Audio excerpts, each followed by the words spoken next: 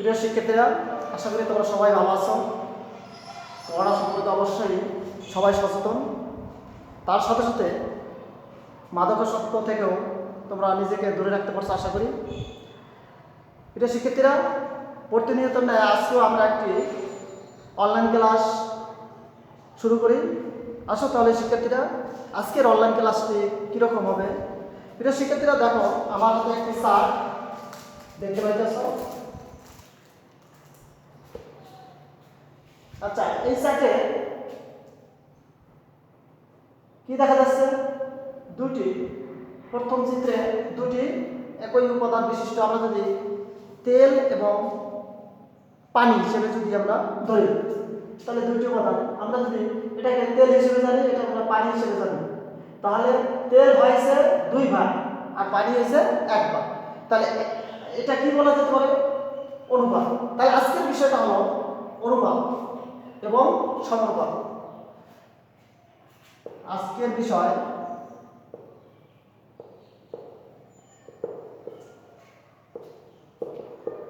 অনুপাত এবং সমানুপাত। অনুপাত এবং সমানুপাত। তাহলে এটা আমরা একই জাতীয় দুটি উপাদানের একটি আরেকটি কত গুণ, তাই হলো ওই রাশি দুটি অনুপাত।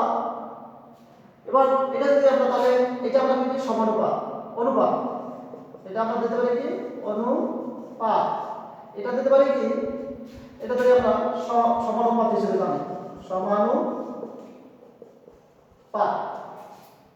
তাহলে সেক্ষেত্রে অবশ্যই এটা বুঝতে পারছো যে একই জাতীয় দুটি উপাদানের একটি আরেকটি কত ভাগ বা কত গুণ, সেটাই হলো কি অনুপাত।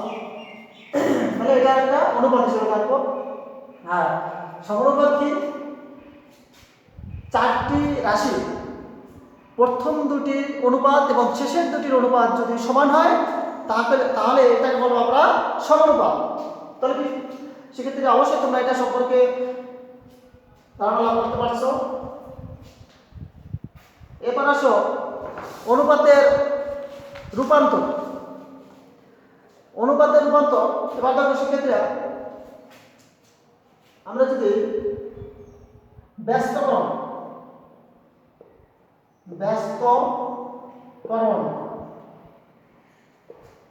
প্রক্রিয়া,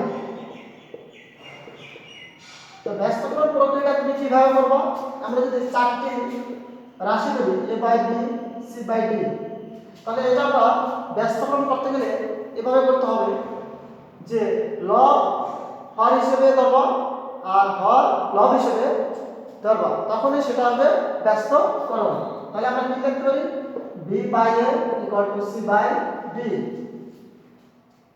ব্যস্তকরণ তাহলে কোনো অঙ্কের ক্ষেত্রে আমার যদি ব্যস্তকরণের প্রয়োজন হয়, অবশ্যই তোমরা বুঝতে পারছো যে কিভাবে করতে হবে। এবার আসি আমরা একান্তকরণ।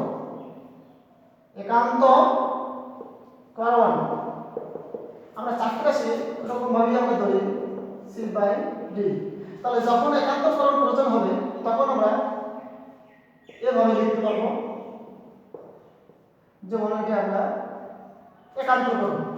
তাহলে এটা এখানে নিবা আর এটা এখানে নিবা, অথবা এটা এখানে নিবা এটা এখানে নিবা। এভাবে তোমরা যদি অঙ্কের ক্ষেত্রে কোনো জায়গায় একান্তকরণের প্রয়োজন হয় তাহলে সেটা এভাবে করে নেবে।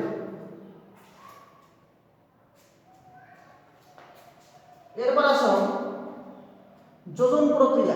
যোজনটা কি? যোজন প্রক্রিয়া।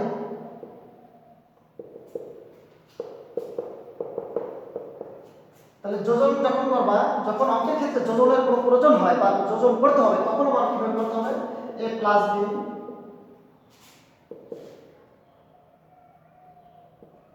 b প্লাস c, এটা হলো যোজন প্রক্রিয়া। বিয়োজন প্রক্রিয়া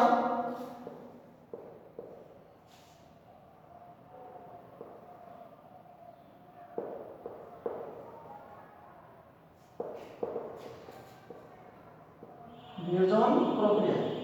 তাহলে এটা আমরা যদি এইভাবে ধরি তাহলে বিয়োজন করে নিই। তাহলে অঙ্কের ক্ষেত্রে কোনো জায়গায় যদি আমার বিয়োজনের প্রয়োজন হয়, শুধু বিয়োজন, তাহলে তুমি এভাবে করে নেবা। এবার যদি যোজন বিয়োজন প্রক্রিয়া হয়,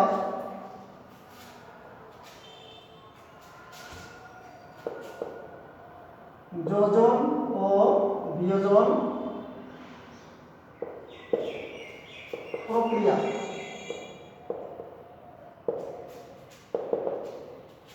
তাহলে a by b c by d যদি আমরা ধরি, তাহলে যোজন বিয়োজন কি?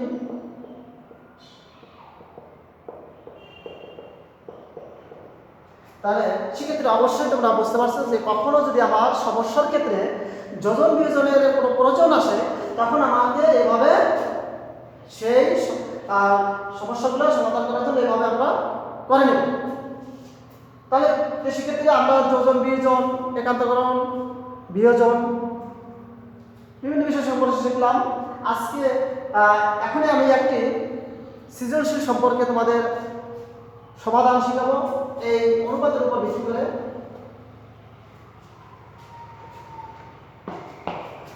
সেক্ষেত্রে লিখে নাও সৃজনশীল, সৃজনশীল লেখো 6/y কিউব, এবং আরেকটা ধরি আমরা অনুপাত m অনুপাত n ইকুয়াল টু n অনুপাত l। তাহলে ক নম্বরে লিখো, দেখাও y equal to 6pq by p plus q। খ নম্বরে সৃজনশীলটি আমরা দিতে পারি কি? প্রমাণ করো, প্রমাণ করো y plus 3p y minus 3p plus y plus 3q y minus 3q equal to 2। গতে দেখো, দেখাও m square n square l square হলে আমরা m inverse 3 plus n inverse 3 plus n inverse 3 equal to m2 plus n2 plus n2। তাহলে সেক্ষেত্রে অবশ্যই তোমরা সৃজনশীলটা তুলে ফেলছো আশা করি। এবার আসি আমরা একটু সমাধানে যাই।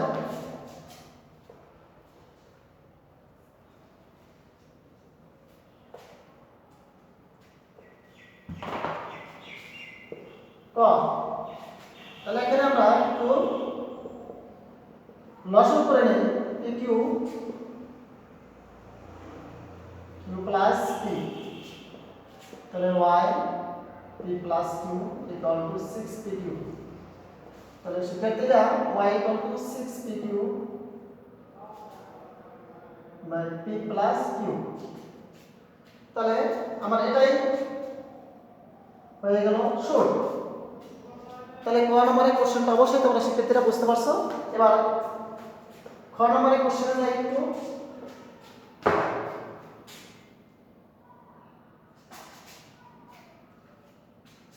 ক হাতে প্রাপ্ত, ক হাতে প্রাপ্ত y equal to 6pq by p plus q। এটা আমরা একটু উভয় পক্ষের আমরা thrice p দ্বারা ভাগ করে দিই, y by thrice p 6pq 3p p plus q, উভয় পক্ষে আমরা ভাগ করে দিলাম। তাহলে y by 3p equal to এটা কাটলে কত থাকে 2q p plus q। এবার তোমাদের অবশ্যই আমি বুঝিয়েছিলাম যে যোজন কি, যোজন বিয়োজনটা কি, সেই যোজন বিয়োজনটা এখানে আমরা প্রয়োগ করি। y plus 3p y minus 3p 2q plus p plus q minus p minus q। এখানে আমরা লিখে দেব কি করছি আমরা যোজন বিয়োজন। অর্থাৎ যোজন বিয়োজনটা আমরা তো অবশ্যই শিখেছি, যোজন ও বিয়োজন করে, যোজন বিয়োজন করে। y plus 3p y minus 3p, তাহলে কি দেখা যায় 3q plus p q minus p। তাহলে শিক্ষার্থীরা এটা অবশ্যই বুঝতে পারছো।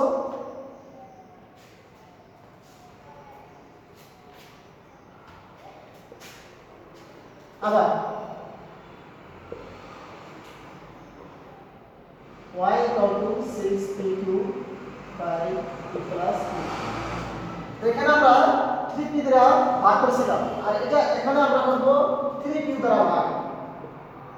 উভয় ভাগকে আমরা 3p দ্বারা ভাগ করে দিই, 6pq by 3q p plus q। উভয় পক্ষে 3q দ্বারা ভাগ করে, তাহলে আমি উভয় পক্ষে আমরা কি করলাম 3q দ্বারা ভাগ করে নিচ্ছি। তাহলে আমরা কি লিখতে পারি 3q ইকুয়াল টু, এখানে আমরা যদি কাটাকাটি করি তাহলে 2q টু দি পাওয়ার, তাহলে 2p নিচে থাকে p প্লাস q। এবার আবার যোজন বিয়োজন আমরা একটু শিখেছি, সেটা আবার প্রয়োগ করি আমরা, y plus 3q y minus 3q যোজন বিয়োজন করলাম বাম পক্ষে, এবার ডান পক্ষে যোজন বিয়োজন করি 2p plus p plus q minus p minus q, তাহলে কি হবে y plus 3q y minus 3q equal to 3p plus q নিচে p মাইনাস q। তাহলে শিক্ষার্থীরা আমরা এই মানটা বের করে নিলাম যে ক্ষয়ে বাম পক্ষে, তোমরা বাম পক্ষেটা উঠাও,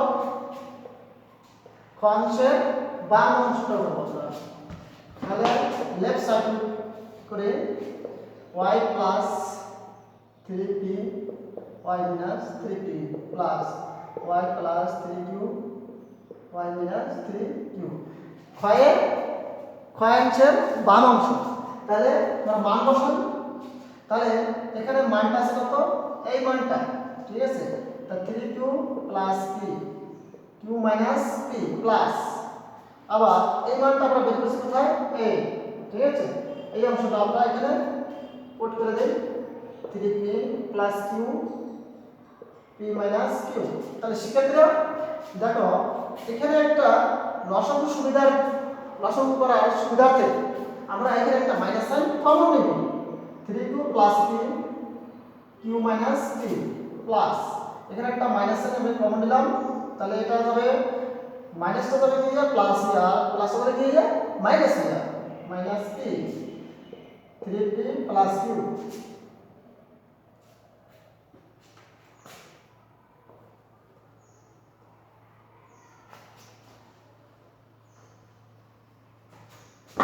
তাহলে শিক্ষার্থীরা এটা লিখতে পারি 3q plus p q minus p plus মাইনাসে মাইনাস, তাহলে q minus p 3p plus q। তাহলে এখানে আমার লসাগু করার জন্য সুবিধা হবে, তাই না?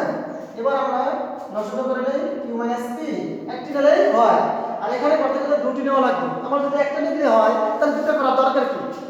তাহলে এবার দেখি 3q plus p minus 3p minus q।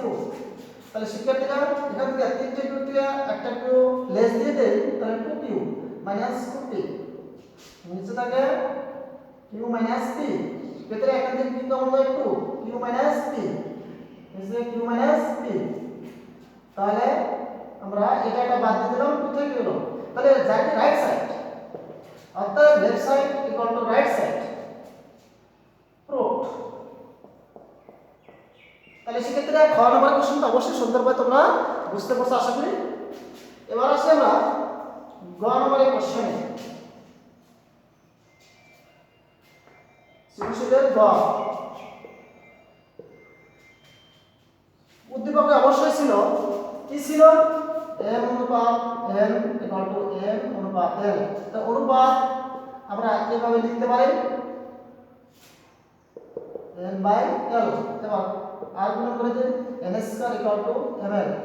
তাহলে সেক্ষেত্রে লেফট সাইড উঠাই, গ কোশ্চেনে লেফট সাইডে উঠাই আমরা, তাহলে কি আছে বল m square n square l square m inverse 3 plus n inverse 3 plus l inverse 3 left সাইডে উঠাই দিলাম। এবার m square n square l square sorry 1 by m to the power 3 লিখতে পারি 1 by m to the power 3 plus 1 by m to the power 3। এবার এই অংশটা দিয়ে আমরা তিনটা অংশে গুণ করে দিই, তাহলে কি হবে m square n square l square divide m cube plus m square n square l square divide n cube plus m square n square l square divide l cube. তাহলে সেক্ষেত্রে এখানে কি থাকে n square l square divide m থাকে শুধু, plus এখানে কি থাকে m square l square divide n থাকে শুধু। তাহলে এখানে এটা লেস দিয়ে দেই, তাহলে কি আসলো m square n square l। তাহলে সেক্ষেত্রে অবশ্যই এখানে বুঝতে পারছো এখানে আমরা এই n স্কয়ারের পরিবর্তে আমরা কি বসাইতে পারি mn। এবার বসাই দিই আমরা,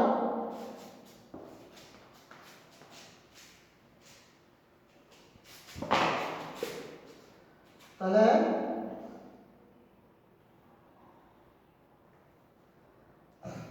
n স্কয়ার পরিবর্তে কি বসাবো mn into l square divide m plus ml তারপর স্কয়ার লিখতে পারি নিচে লিখি plus m square n square পরিবর্তে আমরা ml লিখতে পারি নিচে আছে কি l।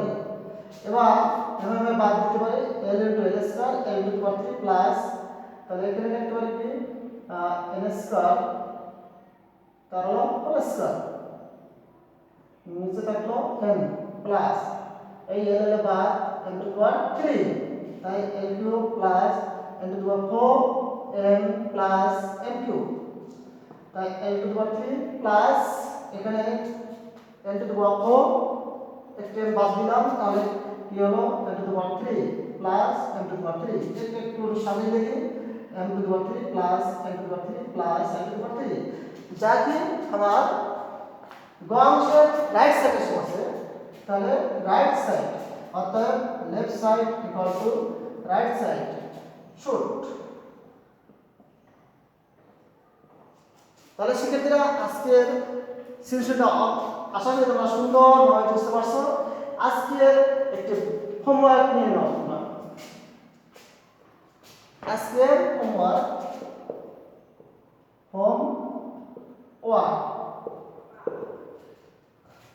তাহলে সেক্ষেত্রে লেখো একটা সৃজনশীলে 6 by x equal to 1 by a plus 1 by b। আরেকটা ধরি a b c abc ক্রমিক সমানুপাতিক হলো। তাহলে সেক্ষেত্রে ক নাম্বারের কোশ্চেনটা লেখো দেখাও x equal to 4ab divide a plus b। খ নাম্বারে লিখে দাও দেখাও x plus 2a x minus 2a plus x plus 2b x minus 2b equal to 2। গ নাম্বারের কোশ্চেনটা একটু লিখে দাও প্রমাণ করো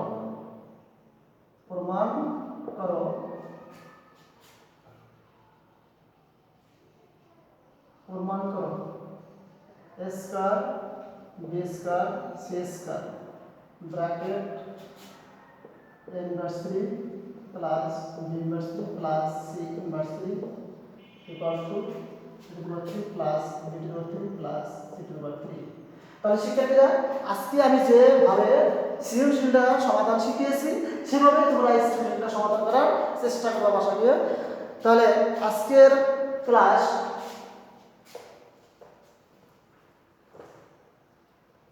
তোমাদের কাছে অবশ্যই আশা করি ভালো লাগছে।